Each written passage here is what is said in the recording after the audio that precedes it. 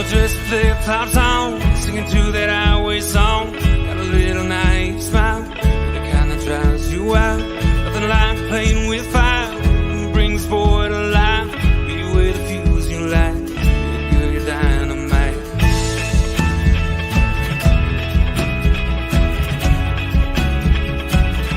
You made my day when you walked into town beside me, whispered with your eyes, let's go.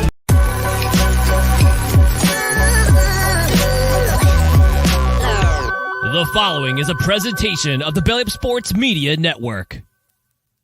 14:20 in the morning, 14 minutes and 20 seconds worth of sports talk to get you through your daily commute. Hot takes, recaps, best bets, and a little humor to get your day going in the right direction. Sit back, grab your coffee, and let's get into it. All right, 14:20 in the morning for this 23rd day of August 2024. Today's show, as always, brought to you by SeatGeek.com, the SeatGeek app. Use promo code 1420pod at SeatGeek.com today. Remember, we are part of the Belly Up Media Network. Go to BellyUpSports.com for all the great articles and such great podcasts as the Corner Booth podcast, which I was thanks to Jared and the guys last night for having me on, talk a little bit of football, a little NFL prognostication, and what's going to happen in the upcoming season. A lot of fun sitting in the Corner Booth with those guys. And thanks to all those who listen to our show on a daily basis, all from all of us here at 1420 World Headquarters. I'm sitting here on the concourse at Spitz Stadium, the home of the Lethbridge Bulls. I thought I'd do something a little bit different on this beautiful Friday morning. Nice outside. The ballpark's behind me. Just another day here in the world of baseball. But I've had a chance in the last week to, since my baseball season came to an end a little bit, I had a chance to catch up on the New York Yankees a lot more than I have throughout the regular season. I catch games here and there when I can, but in general, I've been catching up a lot more on the ins and outs of the Yankee season. I don't want to sound like one of those disgruntled Yankee fans, those entitled Yankee fans that we've won with this many championships and blah, blah, blah, and on it goes, because the Yankees do have right now the second best record in baseball, just behind the Dodgers at 76-52. The Dodgers are, the Yankees are 75-53. 34 games to go. You think a guy would be happy with what's going on with the Yankees, with Aaron Judge on another torrid pace to maybe catch his American League home run record of 62. The way he's been hitting the ball lately, seems like every night he's getting at least one home run. He probably won't keep up that pace, but you never know if he sees enough pitches throughout the season where the Yankees record might be down the stretch run. And you think a guy would be happy with the way Soto, he's been as advertised, obviously, for the Yankees and their fan base and throughout baseball. Everybody knows he's one of the best there is out in the game right now. But after that, with the New York Yankees, well, you got Garrett Cole as well. Since coming off his little stint on the IL, he's been as good as anybody could be. He's been one of the best pitchers in baseball for quite some time. And it's just one of those things that after that, you don't know what the Yankees have. And I'm going to say it right now, they don't have a whole heck of a lot. DJ LeMahieu, it's time to be put to pasture. It's time to go a long ways away from his batting title years, one with the Yankees, one with the Colorado Rockies years ago. It's just if he was anybody else but DJ LeMahieu, he'd be DFA'd and say, thanks, bye, see ya. But, with baseball, you have those guys who do get a bit of a free pass when they get a little bit older and everything else. You don't want to DFA a guy at this stage of his career, at this stage of the season, but maybe when the season's over, they do owe him some money, but they might look for different pastures for DJ. And then you look at a guy like Gleyber Torres. He's that trade that brought him from the Cubs back in 2016, the Aroldis Chapman deal that helped the Cubs win that World Series, one of the better World Series of all time. Gleyber Torres hasn't really grown into that guy that everybody hoped he would be, the next Robinson Cano per se, but he's been okay at best. Actually, hasn't been okay at best. He's been bloody right awful. Kind of catching up to him. You look at a guy also playing shortstop at Volpe. He's been okay, kind of serviceable, but not very good. And after that, you don't have a whole bunch in the Yankees lineup. They don't have anything happening in left field. We'll get to Verdugo in a second. That guy's a piece of work, as advertised, as we talked about here at 14:20 in the morning earlier on when they did acquire him. It's just unbelievable what this guy has done. He's been for all intent and purpose, been the worst player in baseball offensively. He does have a good glove in the outfield, but offensively, he's been bloody right awful. We'll get to that in half a second about why apparently he's been as bad as he has. Stanton, you know what you're going to get. A few IL stints throughout the season. Home run, strikeout, walk. Nothing more than that. And he's just the Yankees just waiting for his contract to be up and done. He's been good, but not great. But let's get back to Judge and Soto. You look at Judge, like who's benefited more from that acquisition from the Padres when Soto came over. You got to think that Aaron Judge, obviously, with his 48 home runs, has benefited a lot from the whole situation, and he's been a very good player because of that. He's gotten a lot more at-bats, a lot more swings, a lot more chance to hit his 48 home runs because of Soto, and a lot of Soto's getting on base, and on it goes. But the thing that's really benefited a lot, you think, with the acquisition of Soto is Soto's bank account, because he's probably going to get overpaid. You don't want to say a guy's going to get overpaid, because I hate saying that. The guy gets paid what he's worth no matter what. But the thing that you got with Soto is because he's hitting beside Judge, he's getting some chances to swing the bat as well, and it's going to benefit him a lot. So who's benefited more, Soto's bank account or Aaron Judge? And the thing that you got now with the Yankees, they're going to have to overpay Soto, because they're going to say, you know what, Judge has a window here to be one of the best players in baseball, go Hall of Famer, on it goes, the quickest ever hit 300 home runs, and most in the least at bats, and on it goes with Aaron Judge. But Soto's going to benefit a lot more because of this, and they're going to have to overpay him because they only have a championship window of so many years with Aaron Judge in the lineup, swinging the bat like he is. Every contract comes to a screeching halt. Every contract has a situation where the guy isn't producing at the end of the day. They front load the contracts, and guys get paid a lot of money. At the back end, they don't produce like they are, and that's just how human nature is, and that's how human bodies work. Once you get a little bit older, things don't work quite as well. So you have a situation here where Soto is going to get paid a lot of money to ensure that Judge gets the swings that the Yankees are going to want him to get. And it's just one of those situations that Soto is going to get probably. I think he's going to stay with the Yankees. He seems to be having a really good time. The only team that might outbid them might be the New York Mets across the city, because Cone, as we've talked about in the past, has really deep pockets. But does he want to go to the Mets? I mean, it's money talks, I guess, but you want to have a chance at winning. Not the Yankees do a whole bunch of winning, but the Yankees, they're a perennial playoff team. They get to the playoffs every year, and they're going to be a playoff team this year. So who knows what's going to happen in the playoffs? I don't have a lot of hope in them, but I think Soto is going to stick around because he's a very good player. He's one of the greatest in the game. His metrics are all lining up. I'm not a big metrics guy to be a Hall of Famer at the age of 25, but he's going to get paid a lot of money to protect Judge, so Judge gets some at-bats. And you have a guy like Garrett Cole in the lineup as well, that they only have X amount of years with him in their lineup. So their championship window, or their play, I don't want to say championships, they haven't won a championship since 2009, but their championship window is coming to a screeching halt, and their window to produce with these guys is coming to a screeching halt. So you want to keep Soto in the lineup. You want to keep him around. You want to keep him happy, and he's getting Judge the at bats that he needs to get to the home runs. And without Judge and Soto, this team has absolutely nothing. It's quite a remarkable that they are where they're at. You think if they didn't have these two guys, I think Soto's got 35 home runs, and you have Judge with his 48, so that's 73 home runs between the two. I think that's the math. 53, that's 83 home runs. Actually, that's good math on a Friday morning here at Spitz Stadium, but.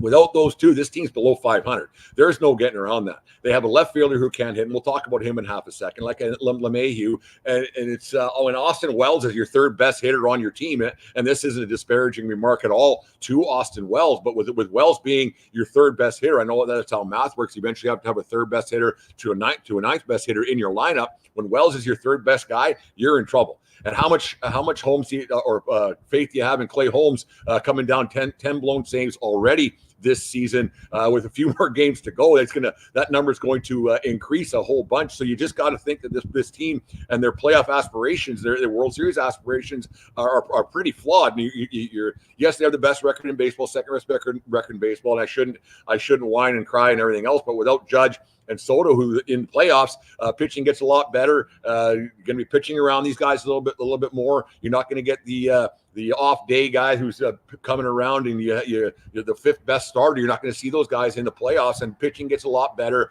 with championship teams, and pitching gets a lot better. And you look at how good the Houston Astros have been as of late. The Astros are a hell of a team, and they've overtaken. The Mariners firing Scott Service yesterday. We'll touch on that for half a second. Service getting let go. That's a desperate move by their general manager. When a guy gets let go at this stage in the game, that means that he's pretty sure that he's next one to go. So it's just kill or be killed, a game or survivor out there in Seattle. Yeah, they haven't. They strike out way too much. They haven't done what they hope to do. Playoffs only once in the last how many years, and one playoff round win, and God knows how long. But that's the Mariners making that late desperate change to try to make up that 5 games with the Houston Astros. But the thing you got, get back the Yankees, when playoff time gets around, you have a situation now where the pitching on the defensive side has to get a lot better. You can't be giving up late leads, and you can't be giving up blown saves. You just can't. If you have a chance to close games out and win games, you have to do it. And the pitching against the Yankees is going to get a lot better, and you're going to see Soto and Judge getting pitched around. And after that, you can't rely on anybody in that lineup to get a clutch hit. I just can't see it. Like, is DJ going to come around? Probably not. Boone's been talking about he's getting better at bats. You know what? Numbers don't lie. I'm not a big numbers guy. I'm a batting average guy, but when numbers don't lie. And you have a situation with DJ LeMahieu, he's just not coming around. He's just not, and he's not going to be. Verdugo. Okay, let's talk about Verdugo. Alex Verdugo has been on. He got drafted by the Dodgers, I think it was, and then he basically Clayton Kershaw to get this guy out of our locker room. Then he went to Boston, and on it goes, and he got basically said, let's see you later from here. Now he's playing for the New York Yankees. When he came there, I was like, holy Christ, this guy. Here we go with his tattoos and with his, and I'm not disparaging anybody with tattoos. I'm really not. But this thing with Verdugo, I don't know if you guys have heard this out there in 1420 land or Yankee land or wherever it may be, or in just baseball land in general. Apparently, Alex Verdugo is blaming his woes at the plate, hitting like 180 since April, on an allergy to, get this straight, batting gloves. Alex Verdugo, with his gold change, his gold mouthpiece, on it goes, is allergic to his batting gloves. And this isn't a new acquisition. I know some people do get into an allergy as they get older. They're not born with it, but they grow into an allergy later on. But this guy, since 2021, apparently has an allergy to batting gloves. And I guess there's only a couple of rawhide and cow, and I don't know the ins and outs of the whole thing. And there's some cobalt in there that for the gloves. I don't know what the hell. I heard something on a different show earlier today. But if you have an allergy to batting gloves, and your main purpose or half of your main purpose in your career is to hit baseballs, take off your fucking batting gloves. It's that easy. You're an idiot, Verdugo. If you think it's just going to go away with a shot or whatever it's going to, it's not. You're an idiot. If your hands get swollen, you can't squeeze the bat, whatever it might be. If you can't figure out that the one way that you could possibly get rid of your allergy is to get rid of the allergy, you're an idiot, Verdugo. You're an absolute moron. If you can't figure that out on your own, you're an absolute idiot. Take out that mouthpiece to get rid of all the chains, get rid of it all, and you're just an idiot. Just go away. The Yankees haven't had a left fielder since Brett Gardner left. Gardner should be at the 2000. He should be at the Old Timers weekend this weekend. He should be there. I know there's some bad blood. And he's been out of the public eye now, and I love Gardy. But back to Verdugo. If you can't figure this out, if someone in your camp can't tell you, hey, maybe this offseason, let's try hitting without batting gloves. Let's try something different. Let's go get some work gloves from the local home hardware store or the True Value hardware store or whatever you might have there in your neighborhood. Go down to the Bronx, walk down the street, find yourself a mini mart, a bodega per se, try a different set of gloves. Heaven forbid you might try something different than wearing fucking the same batting gloves. I wonder what's wrong with me. But he probably can't even say it that easily because of that stupid mouthpiece he wears. And on it goes with his Verdugo. Go away. I'm glad it's a 1-year deal. I'm glad it's a 1-year deal with this guy. So just go away. Just go away. 180. Play somebody else.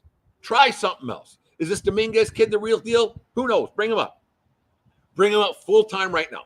Who knows? It might be better. You're going to bring him up in September anyways, or is this going to be one of those situations that baseball managers, they manipulate playing time and on it goes? If this guy's hitting 180, that's a real number. and you know your team has a problem hitting with runners in scoring position. You know your team has a problem getting guys in. You know your team has guys getting on base other than Judge and Soto. Try something else. This is on Cashman. This is on Boone for not saying, you know what, maybe we should try something else here.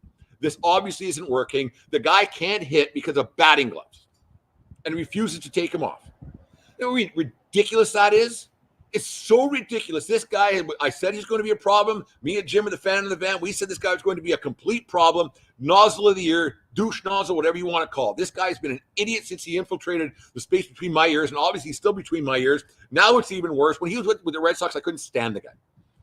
He started out great. He started out great for the Yankees this year. Played some good defense. I say, hey, you know what? I was coming around. But you know what? Trust your first instincts. Once a nozzle, always a nozzle. Verdugo, take off the batting gloves. Put some tape on your hands. If you're allergic to fucking batting gloves, take off the batting gloves. It should be that simple. And I'm sure that all that ink flowing through your veins, your stupid armband tattoos, and on it goes, can't be part of the problem, can it be? Wearing that much gold around your neck can't be a good thing either, you idiot. Unbelievable. A grown man says, I have an allergy to batting gloves. So he keeps wearing batting gloves. Brent has a peanut allergy. I do. I don't know which ones, don't care. I just say, you know what? I'm not eating any of them. Pretty simple. The best way to avoid a situation is to avoid the situation. But the Yankees and Verdugo can't figure this out. Come playoff time, this guy can't get a hit with two guys on, down one in the ninth. He comes up, hands swollen because of an allergy. Who's the idiot? All of them. The entire organization. Oh, it makes me nuts. Makes me absolutely nuts that this happens at any level of any sport.